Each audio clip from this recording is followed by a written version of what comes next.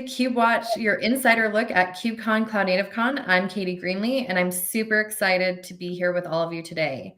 Thank you for joining us. Today's live stream is all about cloud native hacks. We'll dive into this hackathon and how you can participate in challenges the United Nations has provided.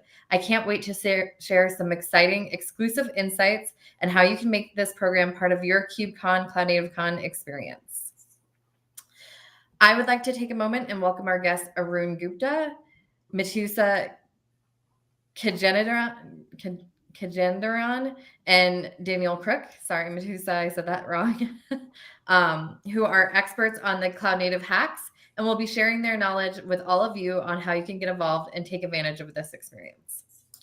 A few housekeeping items before we get started. During the live stream, you are not able to talk as an attendee. There is a Q&A box at the bottom of your screen. Please feel free to drop your questions in there, and we'll get to as many as possible at the end. This is an official live stream of the CNCF, and as such, it is subject to the CNCF Code of Conduct. Please do not add anything to the chat or questions that would be in violation of that Code of Conduct. Basically, please be respectful of all your fellow participants and presenters. Let's get this started with Arun. Can you give us a brief overview of the hackathon goals and themes? Absolutely. Yeah, I'm first of all very happy to be here. I'm very excited about this hackathon. I've been involved with CNCF for a fairly long time, been on the governing board for over 6 years, and now as a chair, this is my third running year as a chair. This is the first time KubeCon, CNCF, together, we are doing this hackathon. And if you think about it, that kind of captures the essence of how, what developers want to do. They want to create cool things. They want to show off their talents, and they want to be able to solve tough problems. And that's sort of the essence and the genesis of this hackathon.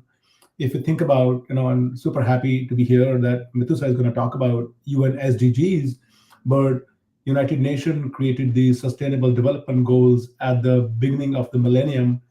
They were called as MDGs to begin with, Millennium Development Goals, and now they're Sustainable Development Goals. And if you think about it, these SDGs now actually are all about poverty, like reduce poverty, reduce hunger, reduce crime, be preventive actions. What can we do around that?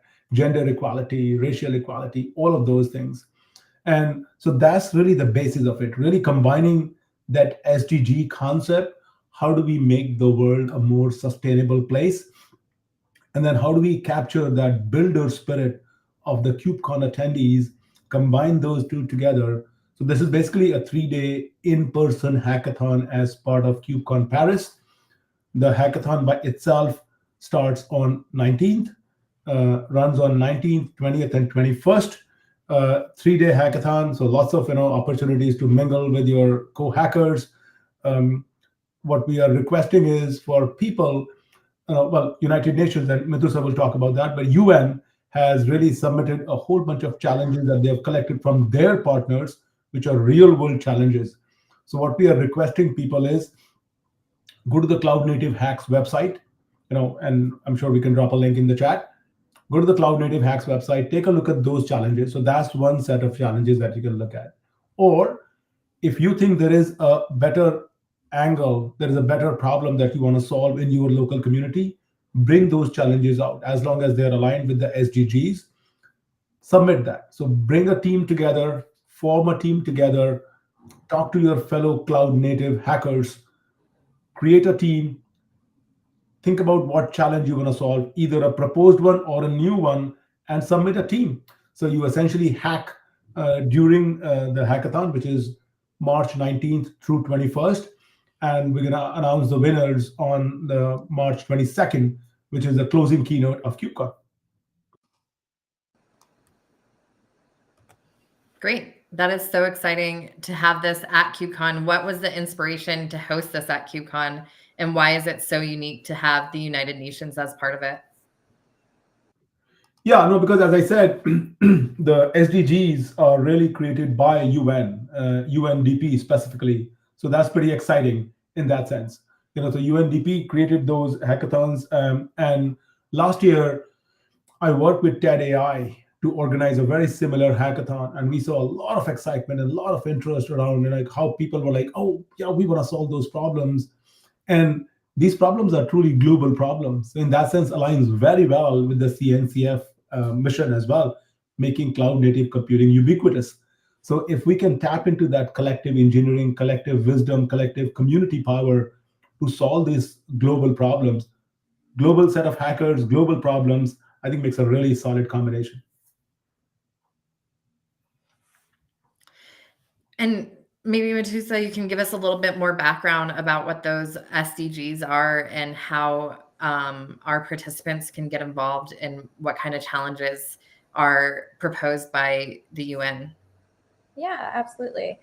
Thanks so much for having me. My name is Matusha Gajendran, and I'm from the UN OICT in the open source team. So OICT stands for Office of Information and Communication Technology. So as Arun said, the MDGs turned into SDGs, but created by the UNDP. And it was really exciting for us to be able to collaborate with you guys and bring these 10 different challenges forward. And these challenges were all created to advance the delivery of the UN SDGs. And we partnered with different UN agencies and also other organizations to put these challenges forward for this specific hackathon. And these 10 different challenges goes into details from Gender 5, which is gender equality, SDG 10, which is reduced inequalities, so on and so forth. We have challenges that is related to heat redirection and building, repurposing, development, and so on and so forth. We also have one that's just about SDG 5, which is online safety map. So there are ranges of challenges which you can choose to work from, and also you can create something that you can put forward yourself if you think that challenge is not something that you want to work on, but you can redirect to submit a challenge that fits well for this purpose. Great. And Daniel, what is your advice for participants when they are considering to submit their challenges and themes for the hackathon? Sure. I know you've done many before, so. Yeah. And my name is Daniel Crook. I just joined the CNCF about 6 months ago. At IBM, we did some great hackathons and saw some really great innovation around tech for good. I think when you look at the challenges, right, one of the most important things to do is to bring a diverse team with you, right? So this isn't just technology that you're taking to solve on a problem. You think about the end user, kind of understand the impact of the project. So bring together a team, maybe a really technical person, a project manager, a designer, a subject matter expert, coming together, kind of working together to provide the right full context around what you're building for someone. That's always been the number one tip we've always given to any sort of hackathon developers. It's not just focus on, bringing forward Java developers or, 4 designers. Really try to assemble a super squad. Yeah, so if I take a perspective, for example, let's take one of the challenges that UN has proposed. So the first one is, challenge 1 is comment cleaner. Now, oftentimes when you go to a website, they have this ability, website, forum, wherever it is, right? There is a capability that you can put a comment in there. Either it's a feedback or it's a Amazon.com or Reddit or Stack Overflow or whatever, right? You can leave a comment. Sometimes subconsciously, because of our biases, we don't use proper language, and not by malicious. There are malicious people as well, but accidentally we use a language that could be offending to other genders. So that particular challenge is like, how do you build, like, as Daniel was talking about, bring your Java skills out, bring your Python skills out, bring your TypeScript skills out that you can tap into by the time the comment is posted. Before that, you're able to interject into it, make sure the language is inclusive, gender appropriate, and if it is not, then either communicate back with the poster or automatically alter the comment so that it is gender appropriate, or flag it somehow that this may be abusive to some. So I think things like that, and that's really it's a simple concept, but that's what makes the world a sustainable place. We really make the world a better place, one website at a time, one comment at a time. Yeah. We have a question here from Akeen. So what made you most tired on this path? I mean, for the global problem, I'd like to hear more details. So I'm not sure I understand the question. Most tired on this path. I think kind of what brought us, and maybe Akin, you can provide us a little more details, but what kind of brought us to this path of trying to be part of the larger global problems and how we can be part of that? No, I think, as I said earlier, really the concept here is, if you think about the mission of CNCF is to make cloud native ubiquitous. And if you think about, no matter where you go, private cloud, public cloud, edge, network, client, no matter where you go, cloud native computing is ubiquitous. And if that computing platform is ubiquitous, how do we tie that in? And how do we tap into that collective wisdom to solve these global problems? So the comment cleaner part that I'm talking about, right? I mean, the comments could be sitting anywhere, as a matter of fact, in a website, in a forum, in an email. You could make it as a comment cleaner, but imagine that could be injected into Gmail, for example, or whatever your favorite tool is, to make more inclusive emails. I think the concept is simple, but it's not easy, because it is going to require really that global collaboration, that how people understand and agree that this is the way to go forward. Yeah. I'm glad you brought up tools. Are there specific tools or technologies that participants are encouraged to use during the hackathon? Not at all, actually, as a matter of fact. We want to keep it very, very generic, very open to anybody and everybody. And that's sort of the inclusive nature of CNCF. You could use whatever technology you want to use, whatever framework of your choice you want to use, whatever operating system, whatever cloud provider, whatever API you want to use. The focus really here is to solve the challenges, solve the problem. And so it's about solving the problem as being attached too much with the tool. We highly encourage people to use cloud native technologies. A lot of the times what we have seen is, you can create models like large language models or foundation models, or take an existing model and fine tune the model so that it is more appropriate for a particular use case. So we have seen AI technologies being used for this. So I would say, generally, we are looking people to use cloud native technologies, AI frameworks, and see how you can solve that problem, and try to think in terms of how can you keep the solution vendor agnostic. And it's okay if you want to create a solution that is specific to a vendor, but focus again on solving the challenge, independent of focusing too much on the tool. Whatever tool works for you, we'll take it. Yeah. And if I could build on that, I'd say definitely use the CNCF projects. We have over 180 of them. Potentially there's something you can use as a starting point. Definitely there. Look at the cloud native projects.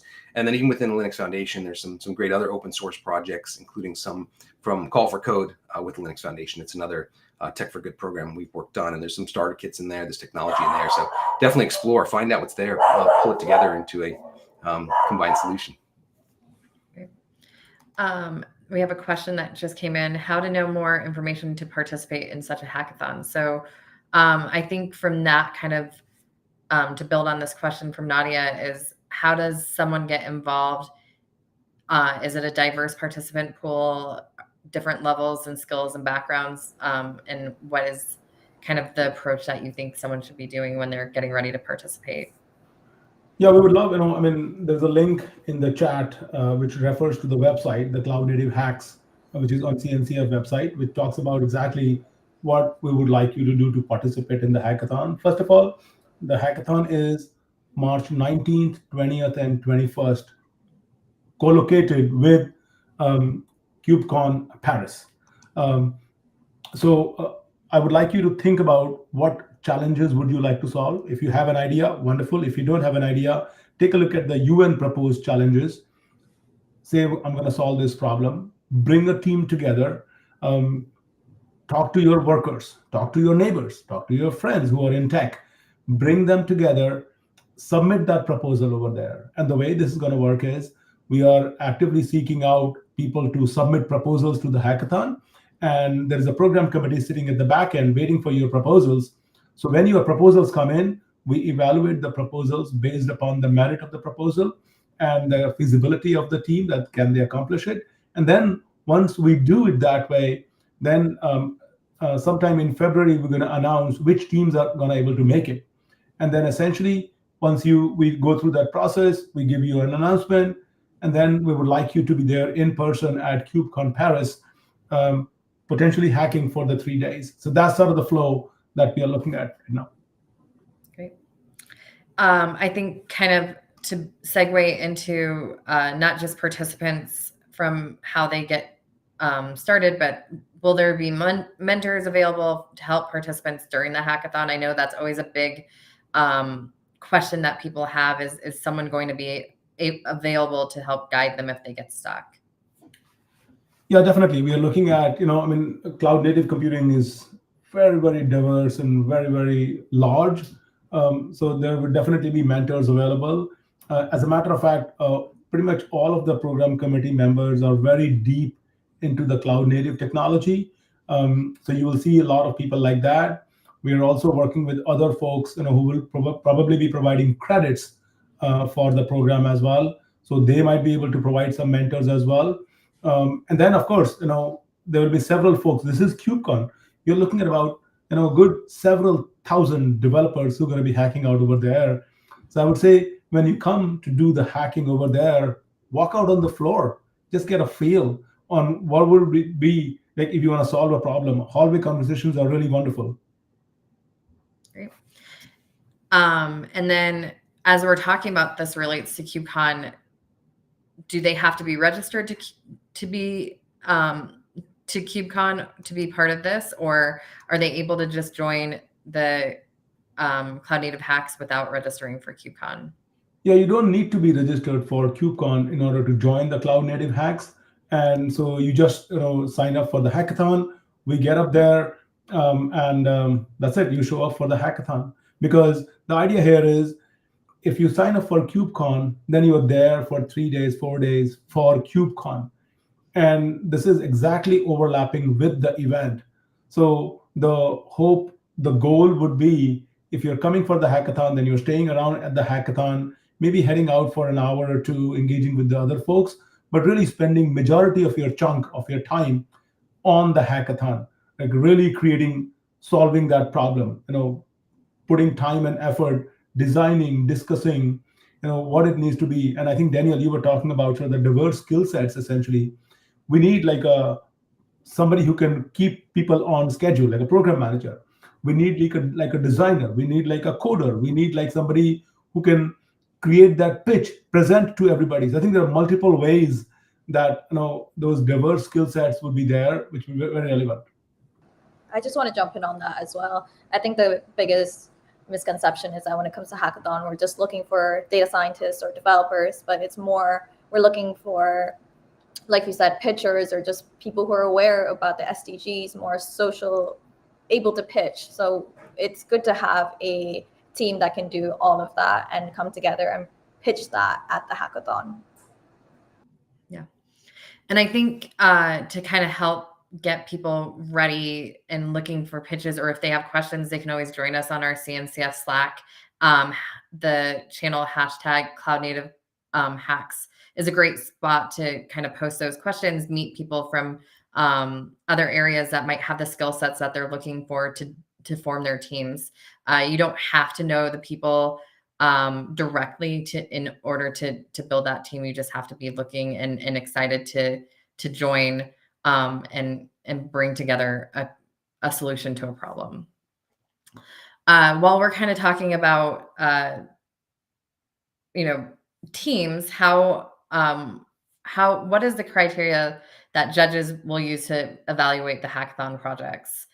So we are working on a rubric essentially, and the idea here is, once you have done the hacking over 19th, 20th, and 21st, we are looking at 2 rounds of judging. Depending upon the number of teams that we get, everybody gets to hack for 19th and 20th. 20th evening is when we're going to have a round 1 judging, and that round 1 judging is more like a science fair style judging.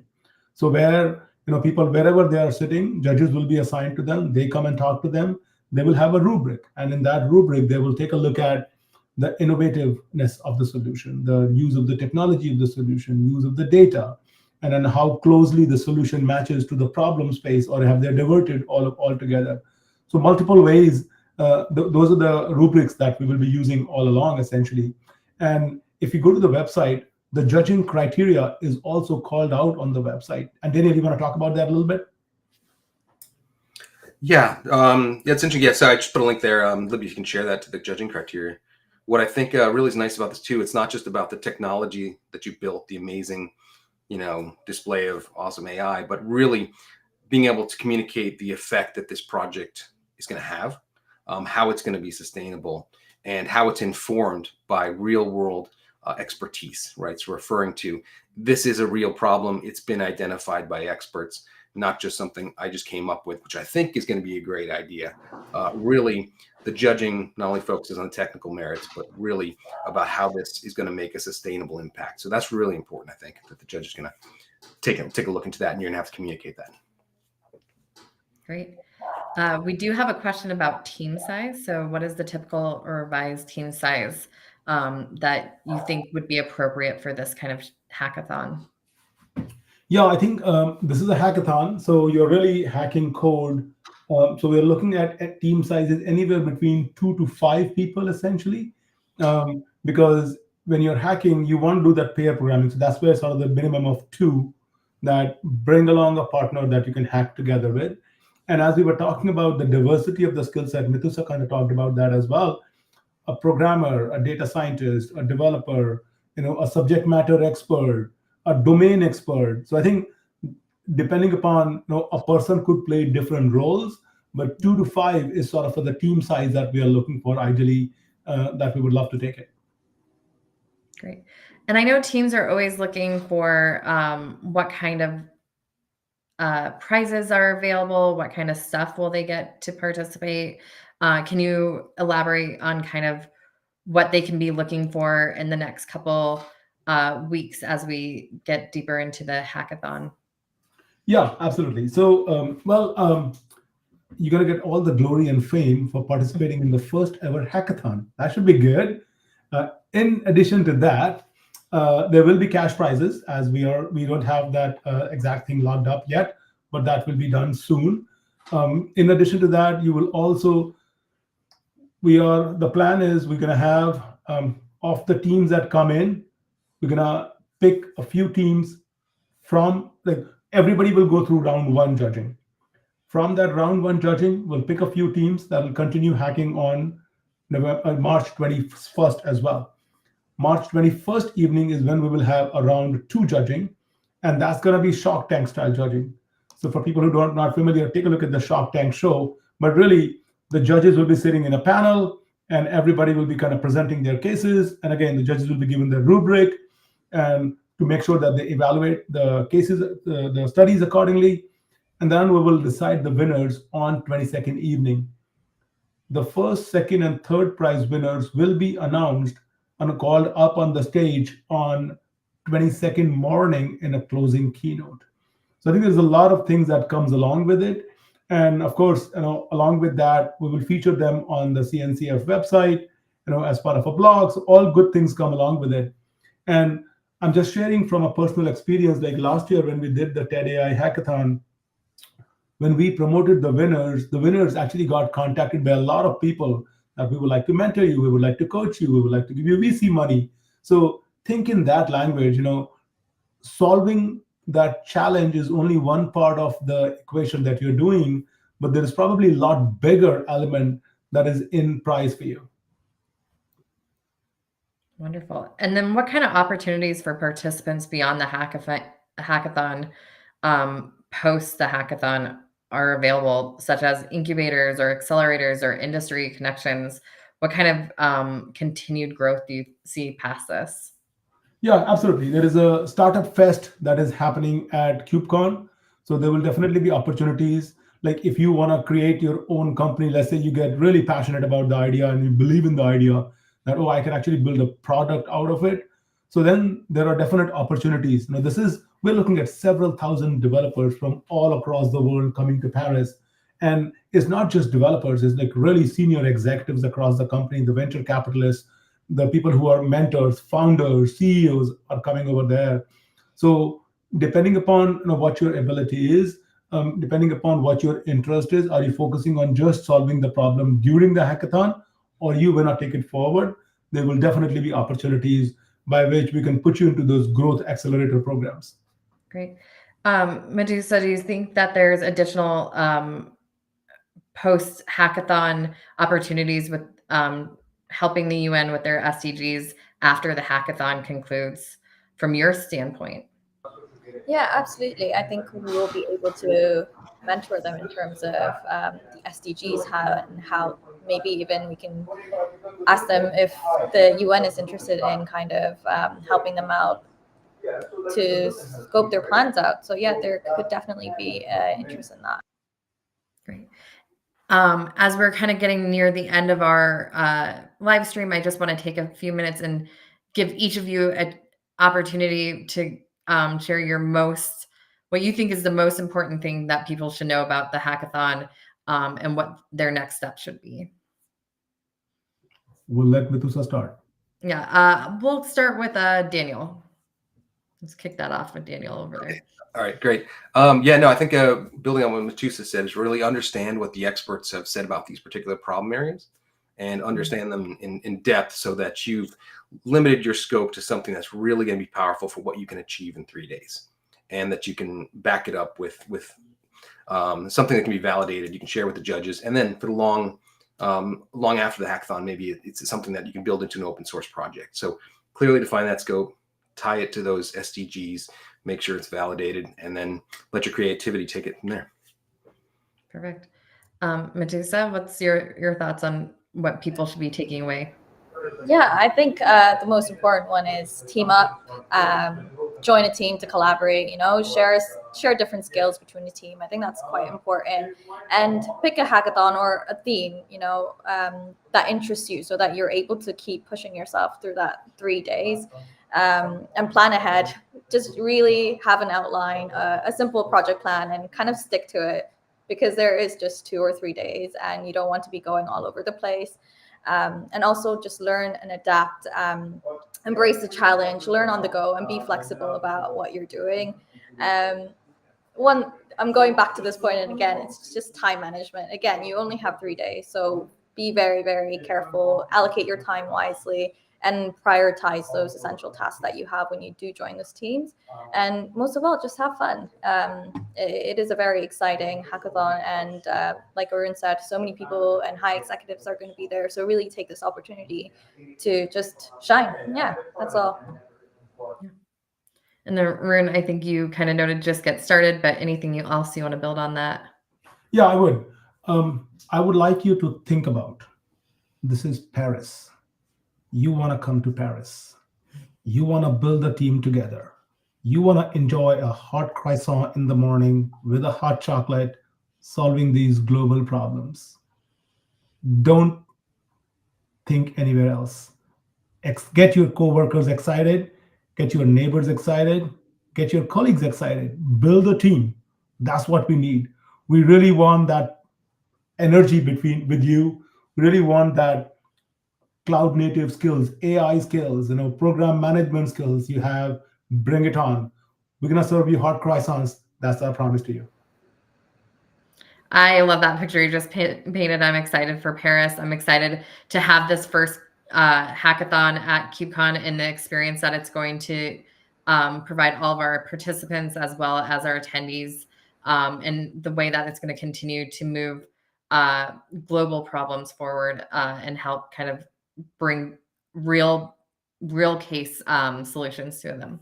So thank you all for being here today. Thank you everyone who was able to join us on live streams. We're excited about this. If you have any questions, as a reminder, go to the CNCF Slack channel and check out the channel Cloud Native Hacks. So we're excited for all that. And don't forget to register for KubeCon CloudNativeCon by 11:59 CST today to receive the standard pricing. But as a reminder, you don't have to be registered for KubeCon to be a participant in the Cloud Native Hacks. And again, thank you so much. Thank you for having us. Thanks. Yeah, thank you. Thanks so much, everyone. Bye.